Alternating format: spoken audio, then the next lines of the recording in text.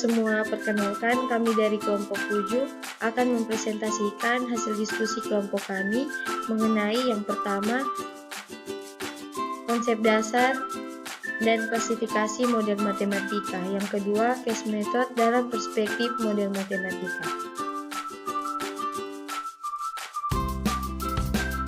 Yang pertama, konsep dasar dan klasifikasi model matematika. A. Konsep dasar.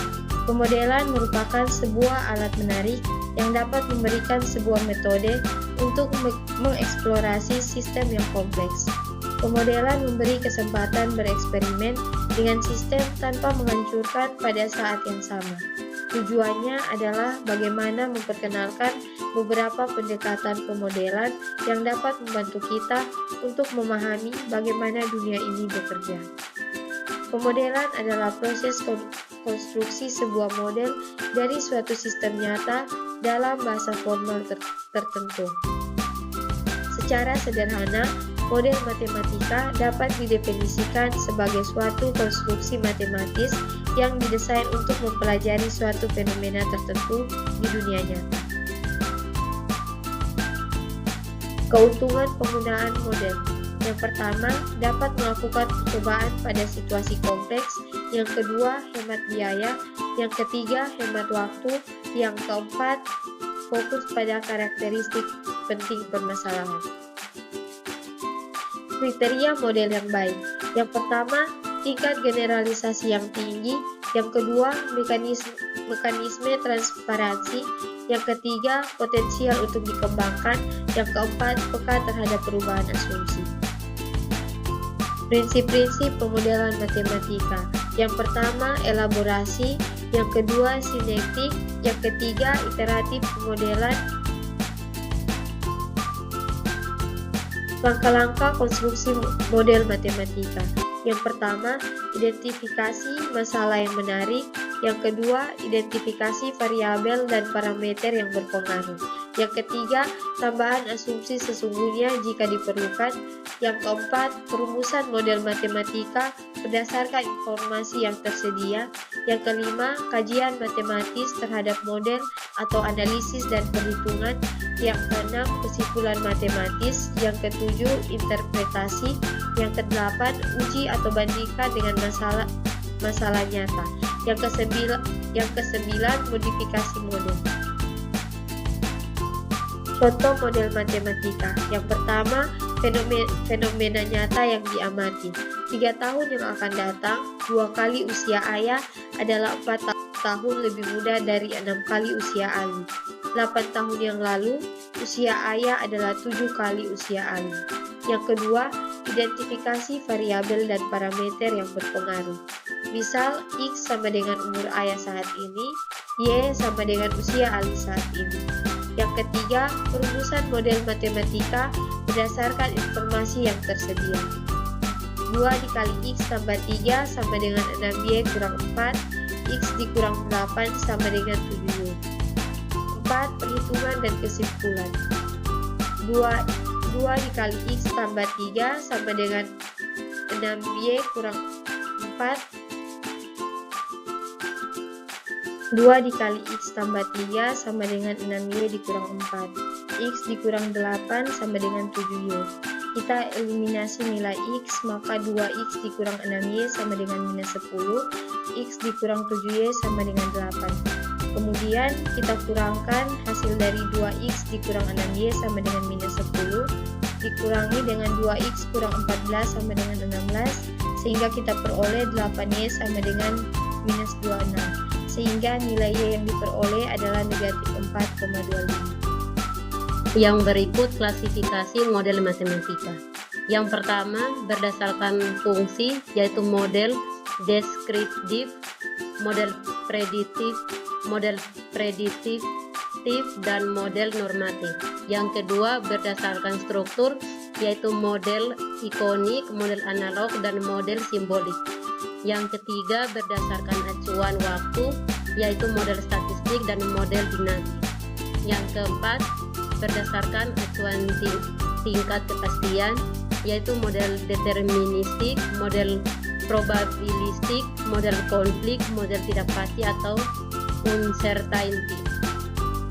Yang kelima, berdasarkan derajat kuantifikasi, yaitu model kualitatif dan model kuantitatif. Yang keenam, berdasarkan dimensi, yaitu model 2 dimensi dan model multidimensi. CAS method dalam perspektif model matematika. Di era modern ini, kolaborasi menjadi keterampilan krusial yang perlu dimiliki setiap individu. Bersama dengan kemampuan komunikasi, pemikiran kritis, dan kreativitas, kemampuan berkolaborasi perlu ditumbuh kembangkan di institusi pendidikan. Kualitas pembelajaran tidak hanya diukur dari efektivitas transfer ilmu, tetapi juga dari perkembangan sikap mendasar seperti sikap kritis ilmiah dan keinginan untuk terus mencari kebenaran dalam proses belajar mahasiswa di berbagai universitas. Pendekatan pembelajaran yang berfokus pada pemahaman teori cenderung membuat mahasiswa kesulitan mengaplikasikan pengetahuan dalam konteks nyata atau profesional.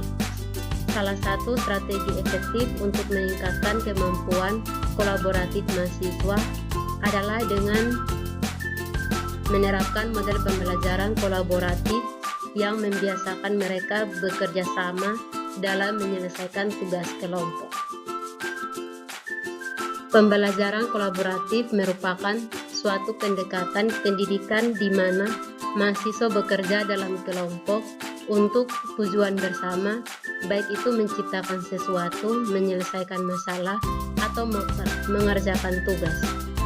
Inti dari metode ini adalah menekankan sinergi antar mahasiswa dalam proses pembelajaran. Filosofi yang mendasari pembelajaran kolaboratif mencakup beberapa aspek penting, di antaranya kolaborasi dalam pekerjaan, proses belajar bersama, konstruksi pengetahuan secara kolektif, transformasi pengetahuan melalui interaksi kelompok, dan pengembangan diri yang saling mendukung. Berdasarkan temuan-temuan ini, peneliti memutuskan untuk mengadopsi model pembelajaran yang dapat meningkatkan keterlibatan aktif seluruh mahasiswa dan mendorong rasa tanggung jawab terhadap tugas kelompok. Model yang dipilih adalah CAS method atau pembelajaran berbasis pemecahan kasus. Pendekatan ini diharapkan dapat mengatasi kelemahan-kelemahan yang teridentifikasi dan meningkatkan efektivitas pembelajaran kolaboratif. Baik, di sini saya akan melanjutkan tentang metode pembelajaran CAS method atau pembelajaran berbasis pemecahan kasus merupakan salah satu pendekatan yang efektif untuk meningkatkan kolaborasi antara mahasiswa. Metode ini menghadirkan situasi-situasi dari kehidupan nyata untuk dianalisis dan dipecahkan secara berkelompok. Melalui pendekatan ini, mahasiswa tidak hanya memperdalam pemahaman mereka terhadap materi pembelajaran, tetapi juga mengembangkan keterampilan komunikasi, pemikiran kritis, kreativitas, dan terutama kemampuan berkolaborasi. Diskusi kelompok memungkinkan mahasiswa untuk memandang permasalahan dari berbagai sudut pandang, suatu keterampilan yang sangat berharga dalam dunia profesional. Mendefinisikan pembelajaran berbasis kasus sebagai metode interaktif, di mana peserta didik diharapkan pada situasi nyata yang memerlukan penelaran untuk pemecahannya.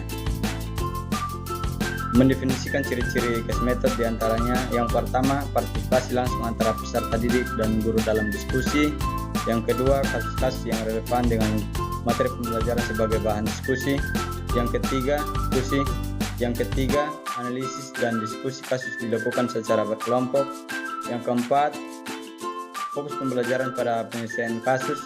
Dan yang kelima, pemecahan kasus menggunakan pemikiran kritis dan ilmiah. Pendekatan ini melatih peserta didik untuk berpikir kritis dan mencari solusi, mengintegrasikan berbagai konsep pembelajaran untuk memecahkan masalah. CAS method dapat dipandang sebagai bentuk pembelajaran kolaboratif karena memfasilitasi kerjasama antar mahasiswa dalam proses analisis, diskusi, dan pemecahan masalah bersama dalam konteks kasus yang kompleks. Pendekatan ini tidak hanya memperdalam pemahaman mahasiswa terhadap materi pembelajaran, tetapi juga mengembangkan keterampilan sosial dan kemampuan berpikir kritis mereka. Panit pada 1997 menawarkan perspektif yang lebih luas tentang pembelajaran kolaboratif, mendefinisikannya bukan sekadar sebagian materi pengajaran di kelas, melainkan sebagai filosofi personal. Menurut Panit, kolaborasi merupakan filosofi interaksi dan gaya hidup yang memandang kerja sama sebagai struktur interaksi fundamental yang memungkinkan individu kerjasama untuk mencapai tujuan bersama. Dalam pandangan ini, kolaborasi menjadi relevan dalam berbagai konteks sosial di mana sekelompok orang berkumpul. Kerjasama dilihat sebagai cara utama untuk membangun hubungan antar individu, mencerminkan sikap saling menghormati dan menghargai kontribusi unik yang dapat diberikan oleh setiap anggota kelompok. Pembelajaran kolaboratif memiliki cakupan yang lebih luas dari sekedar pencapaian akademis. Materi ini juga bertujuan untuk meningkatkan keterkaitan interpersonal dan menambahkan nilai-nilai sosial dan esensial para mahasiswa. Terima kasih.